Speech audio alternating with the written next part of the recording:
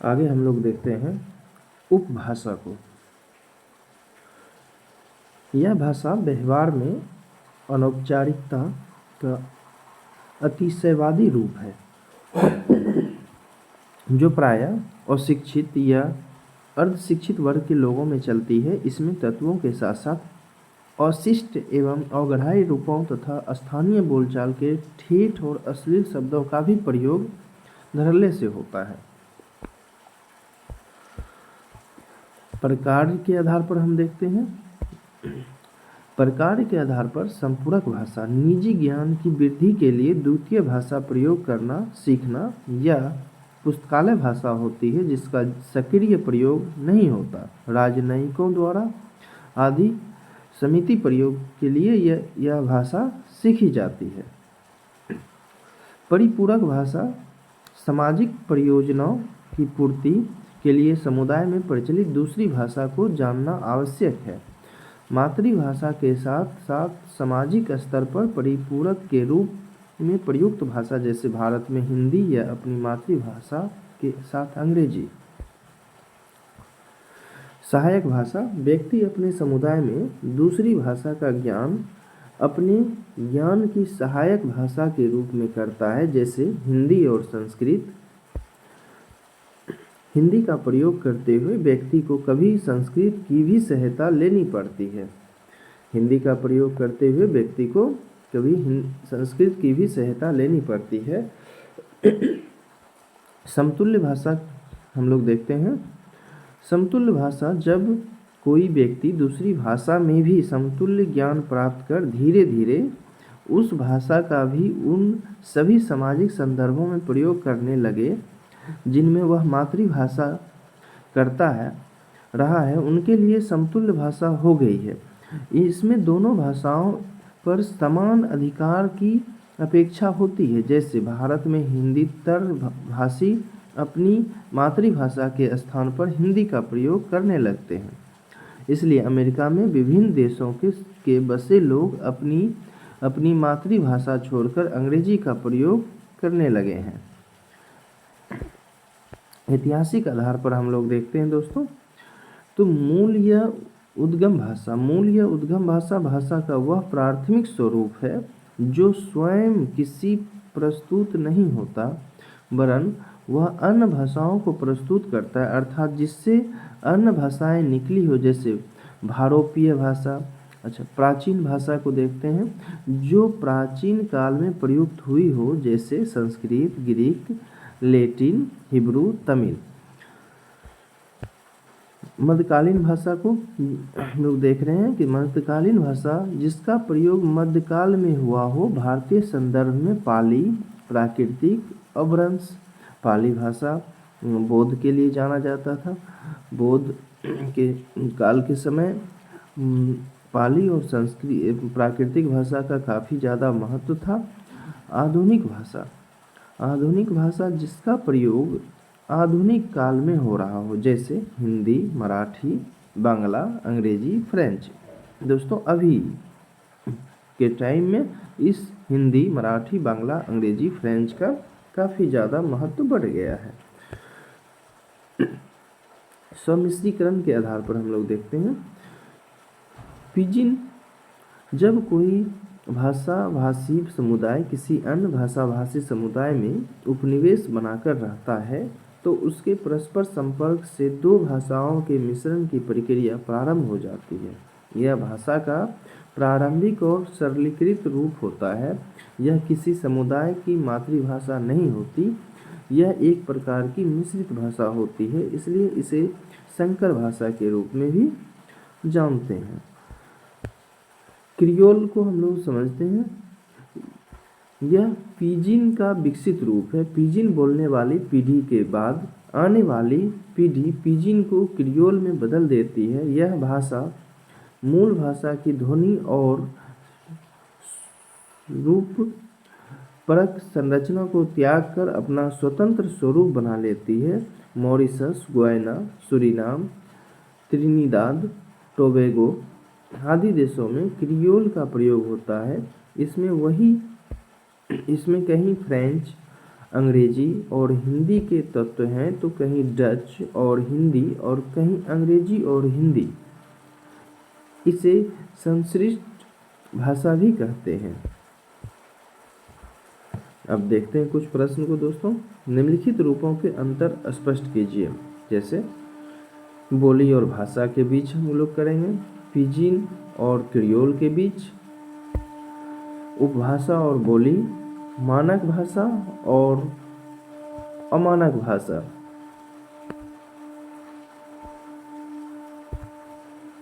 मानक भाषा और अब आगे देखते हैं।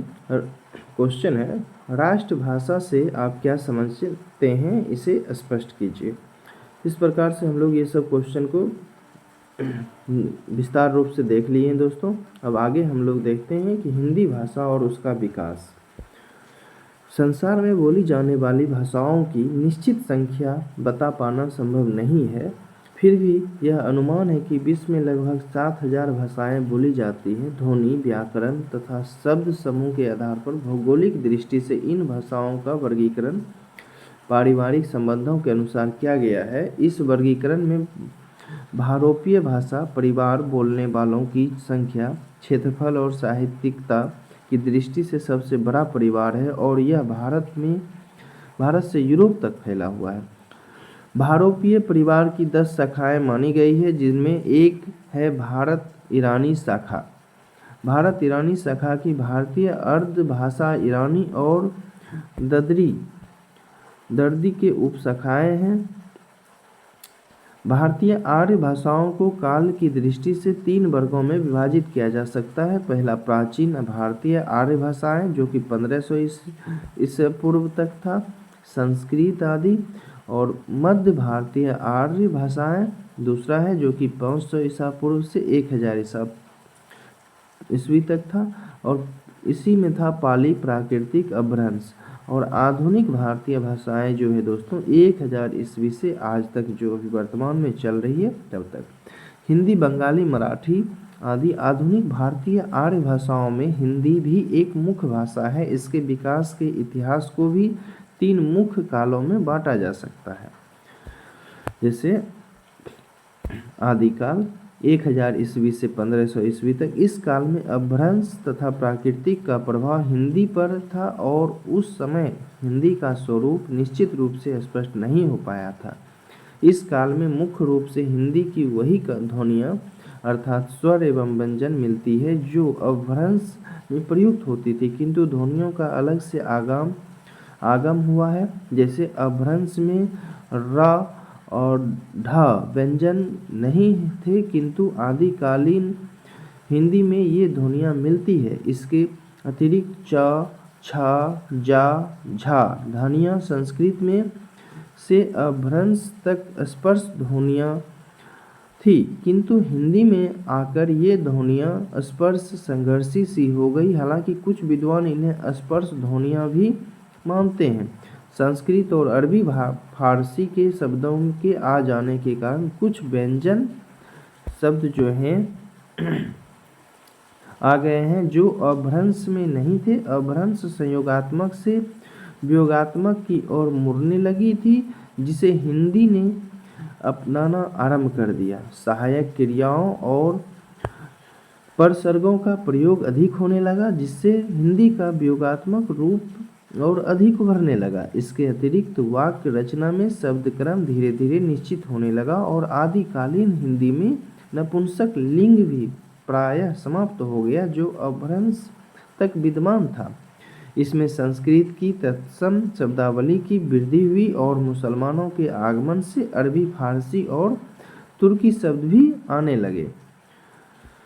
मध्यकाल 1500 ईस्वी से लेकर के 1800 ईस्वी तक, इस काल में अपभ्रंश का प्रभाव पूर्णतः समाप्त हो गया था और हिंदी की सभी बोलियां विशेषकर ब्रज, अवधी और खड़ी बोली स्वतंत्र रूप से प्रयुक्त होने लगी थी। इसमें शब्दांत में मूल व्यंजन के बाद अ का लोप होने लगा, जैसे राम का उच्चारण राम हो गया। न केवल यही, दीर्घ स्वर में संयुक्त व्यंजन के पहले अक्षर में भी अ का लोप होने लगा, जैसे जनता, जनता। अरबी फारसी के प्रभाव से उच्च वर्ग की हिंदी में क, ख, ग, ज, फ 5 नए व्यंजनों का आगम हुआ। इस काल में भाषा आदिकालीन हिंदी की अपेक्षा अधिक वियोगात्मक हो गई। सहायक क्रियाओं और परसर्गों का प्रयोग और भी बढ़ गया। भक्ति आंदोलन की अत्यधिक प्रभाव के कारण तत्सम शब्दों की अत्यधिक वृद्धि भी हुई। इसके साथ साथ अरबी, फारसी आदि आगत शब्दों की संख्या भी काफ़ी बढ़ी। न केवल यही, यूरोप से संपर्क हो जाने के कारण पुर्तगाली, स्पेनी, फ्रांसीसी और अंग्रेजी के भी कमीज, तौलिए, पिस्तौल, निग्रो, कूपन, कारतूस, कोट, वेस्टर, माचिस, सिगरेट आदि कई शब्द आ गए। इसी काल में दक्खनी हिंदी का भी विकास हुआ, जो हैदराबाद, दक्षिण गोलकुंडा, विदर्भ, गुलबर्गा आदि में प्रचलित हुई। अब देखते हैं आधुनिक काल। आधुनिक काल हम लोग मानते हैं 1800 ईस्वी से अब तक। साहित्य के क्षेत्र में खड़ी बोली का व्यापक प्रचार होने के कारण हिंदी की अन्य बोलियां लगभग दब गई। यह बात अलग है कि अपने अपने प्रदेशों में इनका प्रयोग अब भी जारी है, लेकिन उन पर भी खड़ी बोली का प्रभाव है। इसके अतिरिक्त अंग्रेजी के प्रभाव के कारण अरबी, फारसी की क, ख और ग ध्वनियों का प्रयोग बहुत कम हो गया है, लेकिन ज एवं फ प्रयोग और अधिक बढ़ गया है। अंग्रेजी शिक्षा के प्रचार से शिक्षित वर्ग में आ ध्वनि का आगम हुआ है, जैसे डॉक्टर, कॉलेज, ऑफिस। इस काल में हिंदी पूर्णतया वियोगात्मक भाषा बन गई है। इसके व्याकरण का मानक रूप काफ़ी सुनिश्चित हो गया है। हिंदी जहाँ संस्कृत के अतिरिक्त अरबी, फारसी से काफ़ी प्रभावित रही है, वहीं वहाँ प्रेस, रेडियो और सरकारी कामकाज में अंग्रेजी का अत्यधिक प्रयोग होने के कारण हिंदी की वाक्य रचना और मुहावरे, लोकोक्तियों में अंग्रेजी का बहुत प्रभाव पड़ा है। स्वतंत्रता प्राप्ति के बाद हिंदी को सरकारी कामकाज की राजभाषा बनाने तथा विज्ञान, वाणिज्य आदि में प्रयोजन मूलक कार्य करने के कारण इसकी पारिभाषिक शब्दावली में अत्यधिक वृद्धि हुई है और अभी भी हो रही है। इस प्रकार शब्द संपदा के समृद्ध होने से हिंदी अपनी अभिव्यक्ति में अधिक समर्थ और गहरी होती जा रही है। हिंदी शब्द का उद्भव संस्कृत शब्द सिंधु से माना गया है। हिंदी शब्द का उद्भव संस्कृत शब्द सिंधु से माना गया है। यह सिंधु नदी के आसपास की भूमि का ही नाम है। ईरानी सा का उच्चारण प्रायः हा होता है। ईरानी सा का उच्चारण प्रायः क्या होता है? हा होता है। इसलिए सिंधु का रूप हिंदू हो गया और बाद में हिंदी हो गया। इसका अर्थ हुआ सिंध प्रदेश। बाद में हिंद शब्द पूरे भारत के लिए प्रयुक्त होने लगा। इसमें ईरानी का इक प्रत्यय लगने से हिंदिक शब्द बना, जिसका अभिप्राय है हिंदू का। कहा जाता है कि इसी हिंदी का शब्द से यूनानी शब्द इंडिका और वहीं से अंग्रेजी शब्द इंडिया बना।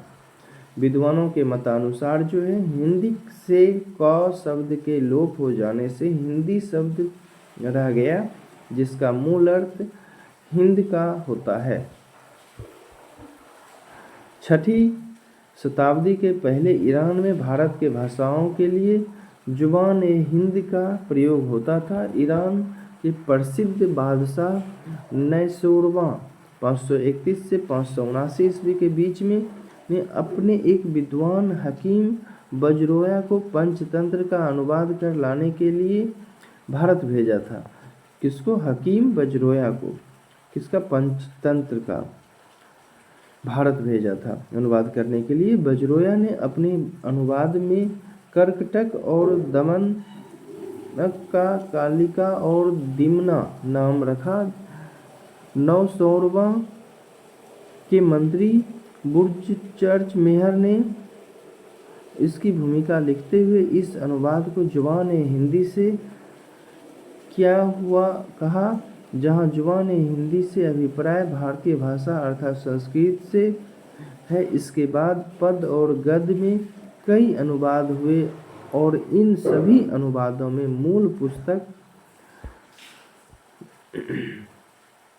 को जुबान हिंदी ही कहा गया। संस्कृत के लिए यह नाम 10वीं शताब्दी तक चलता रहा। इसके पश्चात 1227 ईस्वी में मिनहाजु रिसराज ने अपनी पुस्तक तकादवे नासरी में जबान हिंदी के संदर्भ में बिहार का अर्थ मदरसा रखा। इससे यह संकेत मिलता है कि इस काल में जुबान हिंदी का प्रयोग संस्कृत के लिए न होकर भारतीय भाषा या भारत के मध्य भाग अर्थात मध्य देशीय बोलियों के लिए हो रहा था। 14वीं शताब्दी में हिंदी शब्द का प्रयोग एक ही भाषा के लिए होने लगा। सन 1333 ईस्वी में इब्न बतूता ने अपने रेहेला में किताबत अलावज अलजतरात बिल हिंदी अर्थात कुछ दीवारों पर हिंदी में लिखा था उल्लेख किया है।